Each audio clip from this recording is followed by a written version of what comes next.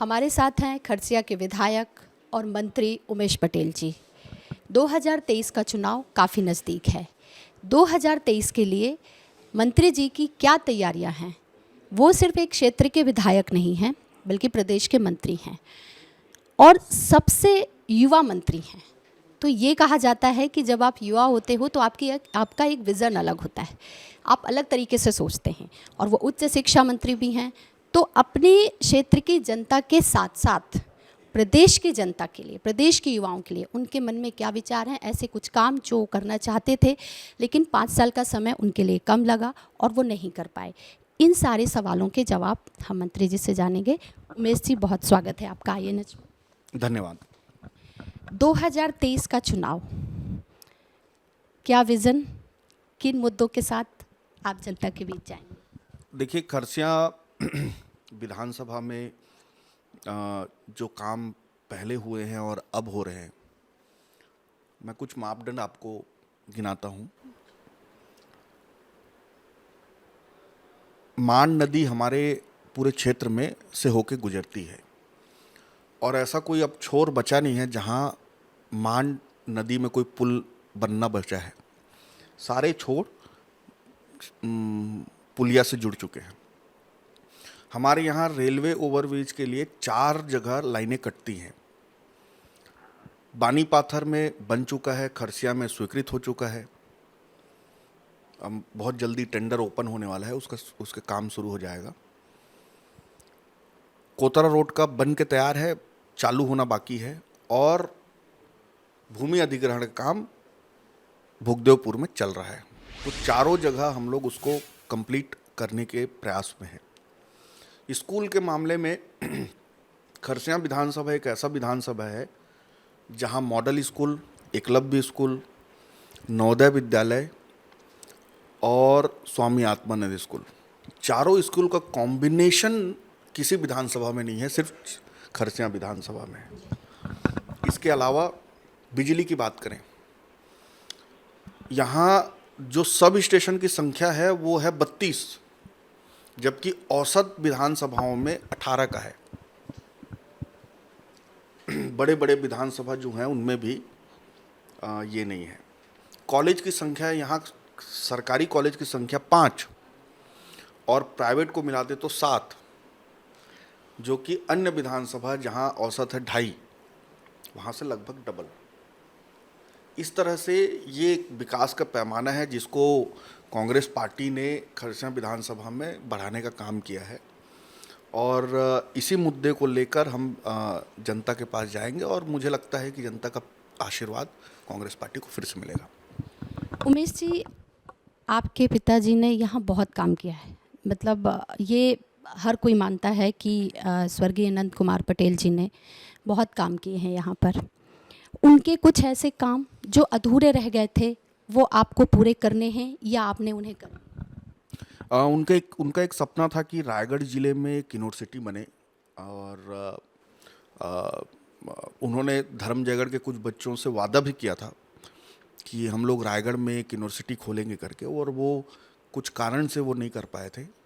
और लकीली मुझे उच्च शिक्षा विभाग का दायित्व तो मिला और वो काम मेरे द्वारा कंप्लीट हुआ माननीय मुख्यमंत्री जी के निर्देश पे। तो उसकी खुशी है कि वो काम एक पूरा हो गया जो उनका कहा हुआ था, जो वो नहीं कर पाए थे किसी कारण से। तो वही एक याद आ रहा है उनका जो बचा हुआ था। आप उच्च शिक्षा मंत्री हैं, प्रदेश के युवाओं को लेके आप क्या सोचते हैं कि रोज़गार हो या स्किल डेवलपमेंट के लिए? और चूँकि छत्तीसगढ़ में बहुत सारे आदिवासी इलाके हैं, तो उन युवाओं के लिए कि उन्हें कहीं बाहर ना जाना पड़े, उसे लेकर आपने कुछ काम किए हैं या आप अभी करना चाहते हैं? ये देखिए, उच्च शिक्षा विभाग ऐसा विभाग है जिसमें अगर आप कुछ काम अभी करेंगे तो उसका रिजल्ट दिखने में आपको 5-7 साल लगेगा। कुछ काम हमने किए हैं। सबसे पहले तो हमने क्वालिटी को इम्प्रूव करने का काम किया। जो हमारे कॉलेज थे जिसमें शिक्षकों की कमी बहुत ज़्यादा खल रही थी, उसको हमने भरने का काम किया।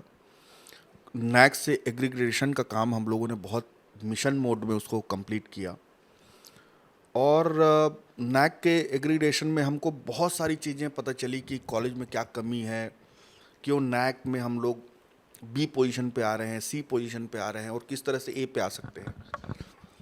वो सब के ऊपर हमने काम किया।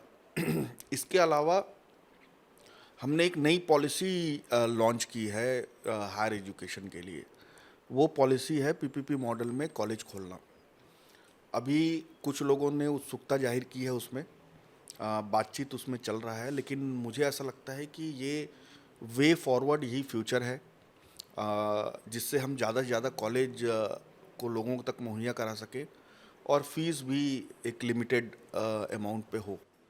उमेश जी, मेरा एक सवाल है कि जब ऑल इंडिया लेवल पे कॉलेजों की ग्रेडिंग होती है, आपने भी देखा होगा, तो अभी आपने हालांकि आपने बात भी की, पर बहुत सारे मामलों पे ना हम शिक्षा के क्षेत्र में ना उच्च शिक्षा पे हम काफ़ी पीछे हैं, तो उसको लेकर हम कैसे उसे आगे बढ़ें? मैं इस बात को बिल्कुल आपकी बात से मैं सहमत हूँ और मुझे ये कहने में हर्ज नहीं है कि छत्तीसगढ़ कहीं न कहीं शिक्षा के क्षेत्र में और ख़ासकर उच्च शिक्षा के क्षेत्र में पीछे रहा है, पीछे है।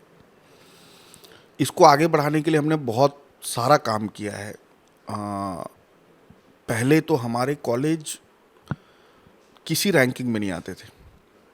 मुझे विश्वास है कि अगली बार जब रैंकिंग होगी तो हमारे यूनिवर्सिटीज़ आएंगे, ऐसा मुझे विश्वास है, क्योंकि हमने बहुत सारा काम किया है। मतलब उनके इंफ्रास्ट्रक्चर से लेके उनके प्रोफेसरों की कमी, उनके स्टाफ की कमी, क्वालिटी कैसे इम्प्रूव हो, इस सब पे ऊपर हमने काम किया है। तो मुझे लगता है कि कहीं ना कहीं हम लोग रैंकिंग में भी छलांग मारेंगे, ऐसी मुझे पूरी उम्मीद है। एक्चुअल में क्या होगा ये तो वक्त बताएगा।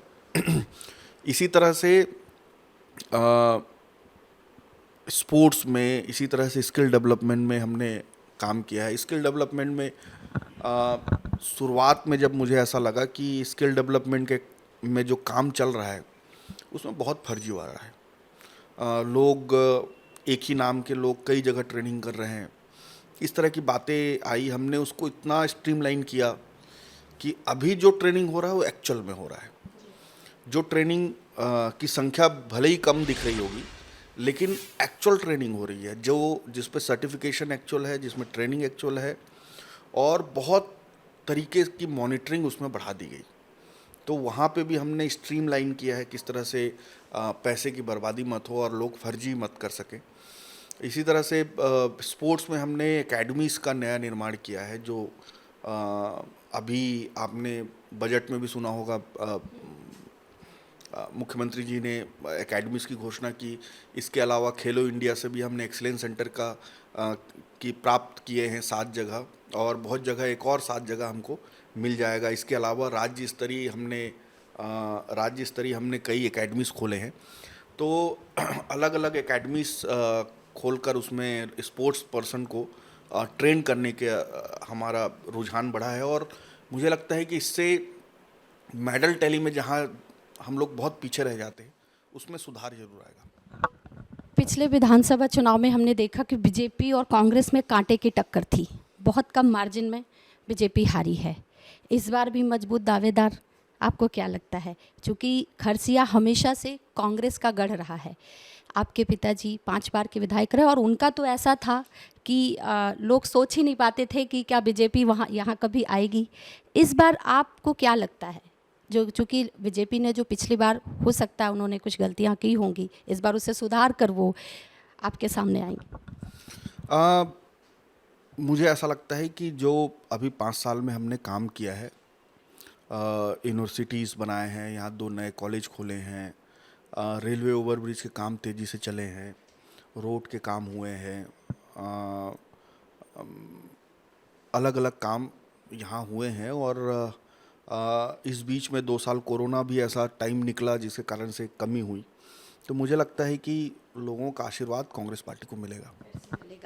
अभी भाजपा का ऐसा आरोप है कि आपके इलाके में पीएम आवास लोगों को कम मिल रहे हैं, या उनका आरोप है कि मिल ही नहीं रहा है। दूसरी बात ये, जिस ओवरब्रिज की अभी आप बात कर रहे थे, तो उनका कहना है कि वो ओवरब्रिज अभी तक शुरू नहीं हुआ, उसे हो जाना चाहिए था। आपने कहा अभी टेंडर शुरू होने वाला है, तो ये लेट लतीफ़ी क्यों? सबसे अच्छा सवाल आपने किया। मैं चाहता था कि कोई मुझसे ये सवाल करे ताकि इसका एक जवाब लोगों तक पहुंच सके। पीएम आवास की बात मैं आपसे बिल्कुल कहूँगा कि बीच में रुका हुआ था। पिछले दिसंबर से अगर आपने ऑब्जर्व किया होगा या लोग अगर फील्ड में गए होंगे तो उनको पता चला होगा कि जिनकी किस्तियाँ चल रही थी उनका काम, उनका पैसा मिलना शुरू हो गया है। और आपने बजट में सुना होगा माननीय मुख्यमंत्री जी ने 3,000 करोड़ प्रधानमंत्री आवास, इंदिरा आवास, हमारे तरफ इंदिरा आवास ज़्यादा बोलते हैं, इसके लिए 3,000 करोड़ का प्रावधान किया है। 3,000 करोड़ मतलब लगभग 2.5 लाख घर। आप समझ रहे हैं? 11 लाख घर का लक्ष्य था, जिसमें से 8 लाख पूरा हुआ, लगभग 2.5 लाख घर बचे हुए हैं। माननीय मुख्यमंत्री जी का ये कहना है कि ये सब 2.5 लाख तो हम देंगे ही, इसके अलावा कई ऐसे लोग हैं जो छूट गए थे सर्वे में, जिनका नाम नहीं था। और माननीय मुख्यमंत्री जी ने कई बार केंद्र सरकार को ये कहा कि हमारे जो लोग छूट गए हैं इंदिरा आवास के पात्रता सूची से, चाहे किसी कारण से, चाहे वो सर्वे सूची में थे ही नहीं, उस दिन उपस्थित नहीं थे, किसी कारण से, उनका नाम फिर से जोड़ा जाए, फिर से जनगणना हो। केंद्र सरकार इसको मान नहीं रही है और राज्य सरकार का ये कहना है कि अगर केंद्र सरकार नहीं करेगी तो हम स्वयं सर्वे करेंगे और उन व्यक्तियों को भी लाभ देने का लाभ प्रदान कराएंगे जिनकी सर्वे सूची में नाम नहीं है। लेकिन बीजेपी कह रही है कि राज्य सरकार जानबूझकर नहीं कर रही है और कई सारे प्रदर्शन भी उन्होंने किए। प्रदर्शन करने दीजिए। देखिए, उनको पता था कि अप्रैल से इंदिरा आवास की किस्तियाँ मिलनी शुरू हो जाएंगी, क्योंकि 3,000 करोड़ का बजट प्रावधान किया है, मतलब 2.5 लाख घर, मतलब एक एक गांव में 15-15, 20-20 मोटा मोटी। तो ये उनको पता था कि अप्रैल में ऐसा होने वाला है। तो क्या होता है कि श्रेय लेने के लिए धरना प्रदर्शन किया जाता है, ताकि जब ये आए तो लोगों को ये लगे कि भाजपा के प्रदर्शन के कारण ये आ रहा है। तो ये बेसिक मुद्दा है, बिल्कुल बीच में नहीं आया था। लेकिन इनके धरना प्रदर्शन करने से पहले उन लोगों को मिलना शुरू हो गया था जिनकी किस्तियां अटकी हुई थी, और जो नया है वो अप्रैल से चालू हो जाएगा। और ये बात मैं आज से नहीं, मैंने जहाँ जहाँ मैं इस बीच में दौरे में गया, जिस जिस गांव में गया, उन सभी गांव में यही बात को रखा कि अप्रैल से आवास मिलना शुरू हो जाएगा। दूसरी चीज़ है रेलवे ओवरब्रिज की। देखिए, भारतीय जनता पार्टी 15 साल से शासन में रही। रेलवे ओवरब्रिज की मांग आज की नहीं है, पिछले 10 साल से, 15 साल से हम लोग लगातार मांग करते रहे, ये नहीं कर पाई। आपको रेलवे ओवरब्रिज तो बहुत बड़ी बात है। भारतीय जनता पार्टी का मैं एक छोटा सा नमूना आपको सुना दूं। एक रोड है हमारा रानी सागर से रायगढ़ चौक और रायगढ़ चौक से भद्रीपाली। इस रोड को नहीं बना पाई 15 साल में। इतनी दुर्गति थी उस रोड की कि लोग बोलते थे कि किसी की जचकी है तो उस रोड पे मत ले जाओ, जचकी होने वाली है अगर मान लीजिए तो उस रोड में मत ले जाओ। और आज जाके आप उस रोड में घूम के आइए, किस लेवल पे हमने उस रोड को बनाया ताकि वो लंबा समय तक टिके। ये बहुत छोटी सी बात है।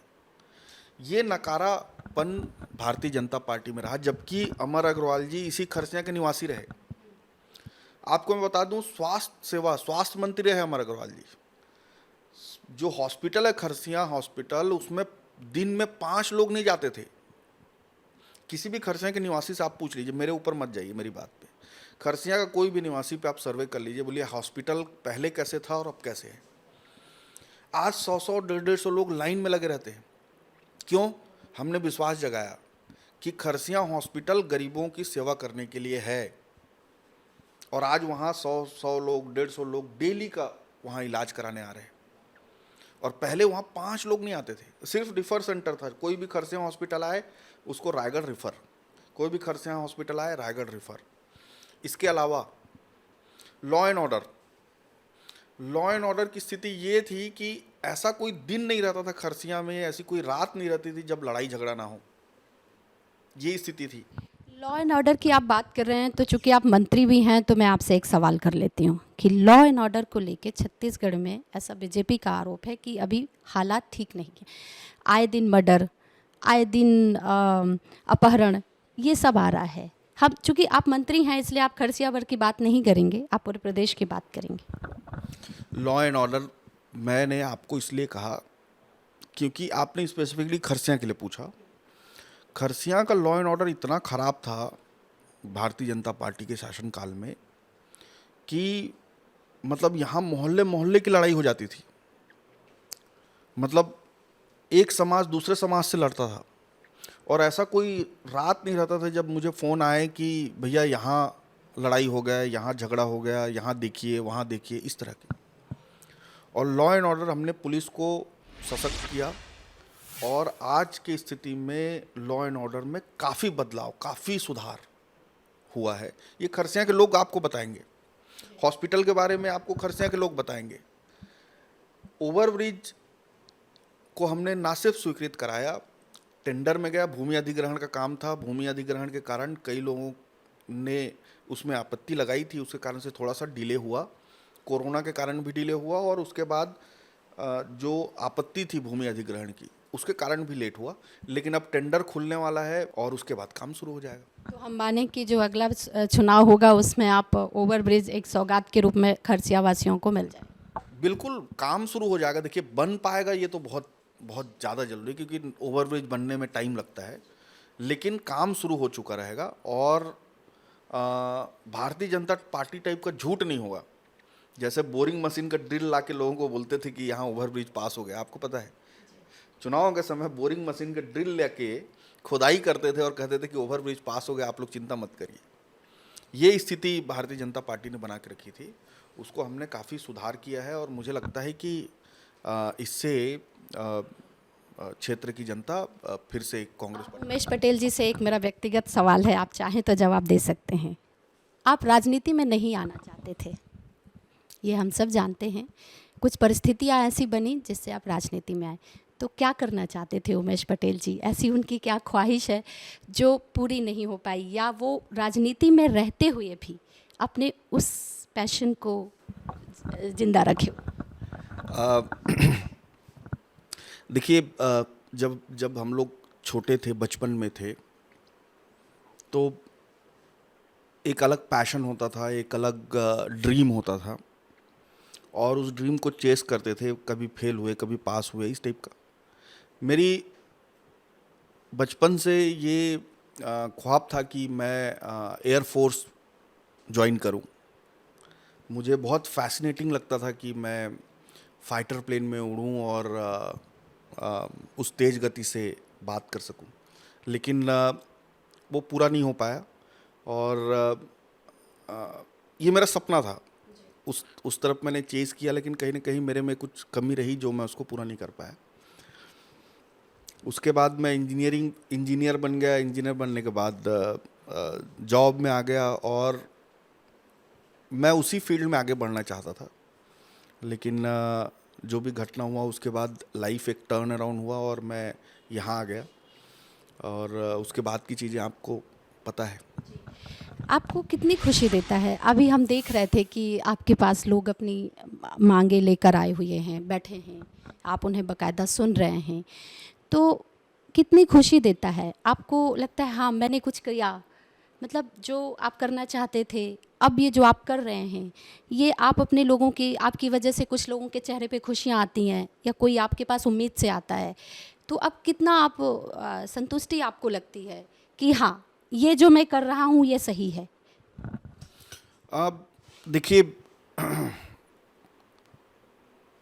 ज़्यादातर काम जो लेके आते हैं और क्षेत्र के लोग या आसपास के लोग, कई लोग डभरा से भी आते हैं, कई लोग रायगढ़ से भी आते हैं, बरमकेला से भी आते हैं। ज़्यादातर लोगों का काम छोटा छोटा रहता है। किसी का तहसील ऑफिस में काम रुका हुआ है, किसी का सोसाइटी में काम रुका हुआ है, किसी का छोटा छोटा काम ज़्यादा रहता है, जिसको आपके पुश से उनका काम अच्छे से हो जाता है।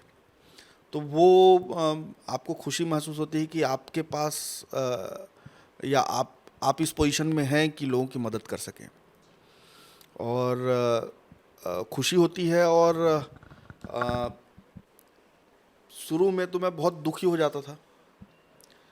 शुरू के दिनों में लोगों की परेशानी सुनकर मुझे बहुत बहुत टेंशन हो जाता था। मैं रात में सो भी नहीं पाता था और वही ख्याल आते रहते थे।